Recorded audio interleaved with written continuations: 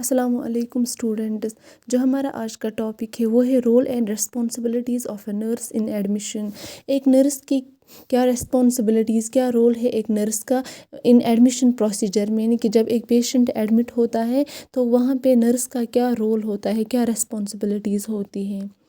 First inform the patient and the relatives about the need for admission into the hospital. پہلے ہمیں patient کو inform کرنا ہے اور جو اس کے ریلیٹیو، جو اس کے فیملی ممبرس اس کے ساتھ ہوں گے، ان کو انفارم کرنا ہے کہ جو پیشنٹ ہے وہ ایڈمٹ ہو رہا ہے ہاسپٹل میں۔ Receive the patient with courtesy, ہمیں پیشنٹ کو ریسیو کرنا ہے ود ریسپیکٹ، ہمیں اچھے سے پیشنٹ کو ریسیو کرنا ہے جو پیشنٹ ایڈمٹ ہو رہا ہے۔ Make the patient feel comfortable and relaxed, جو ہمارا پیشنٹ ہے ہمیں اس کو کمفرٹیبل فیل کرانا ہے، ایک نرس کو اس کو کمفرٹیبل فیل کرانا ہے اپنے پیشنٹ کو، اور ریلیکس کرانا ہے۔ جو پیشنٹ ہے، جب پیشنٹ کو پتہ چلتا ہے کہ میں ایڈمٹ ہو رہا ہوں تو وہ پیشنٹ جو ہے اس کو انگزائٹی ہوتی ہے، اس کو فیئر ہوتا ہے، تو جو نرس ہے اس کو کوشش کرنی ہے کہ وہ پیشنٹ کو کمفرٹیبل فیل کرائے، وہ پیشنٹ کو ریلیکس کرائے۔ If the patient is seriously ill, then inform the doctor and start the treatment early۔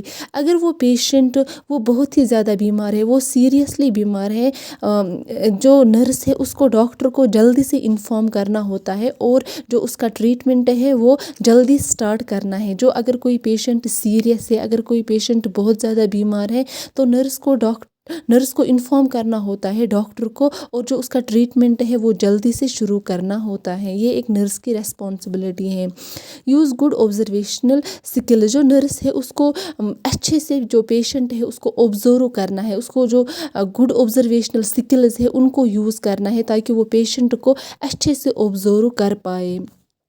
Try to establish good interpersonal relationship with the patient and the family. ایک nurse کو کوشش کرنی ہے کہ وہ جو پیشنٹ اور اس کی جو فیملی ہے ان کے ساتھ وہ اچھے رشتے بنائے۔ جو نرس پیشنٹ کا انٹرپرسنل ریلیشن شپ ہوتا ہے اس کو کوشش کرنی ہے کہ وہ اچھے رشتے پیشنٹ اور اس کی فیملی کے ساتھ بنائے۔ جب ایک نرس پیشنٹ کو اچھے سے ٹریٹ کرے گی، اس کے فیملی ممبرس کو اچھے سے ٹریٹ کرے گی، تبھی ان کے درمیان ایک گڈ انٹرپرسنل ریلیشن شپ بنے گا۔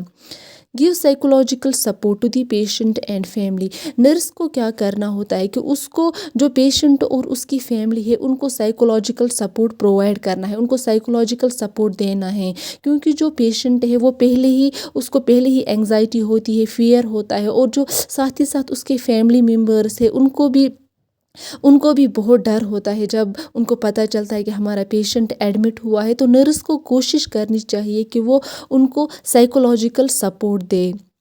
Communicate with the patient and the family in a polite manner, جو نرس ہے اس کو پیشنٹ کے ساتھ اچھے سے بات کرنی ہوتی ہے ود ریسپیکٹ، اچھے سے، اور جو اس کی فیملی ممبرس ہے ان کے ساتھ بھی، یعنی کہ جو ایک نرس ہے اس کو اچھے سے پیشنٹ کے ساتھ بات کرنی ہے، اور جو پیشنٹ کے فیملی ممبرس ہوں گے ان کے ساتھ بھی اس کو ان اے پولائٹ مینر میں بات کرنی ہے۔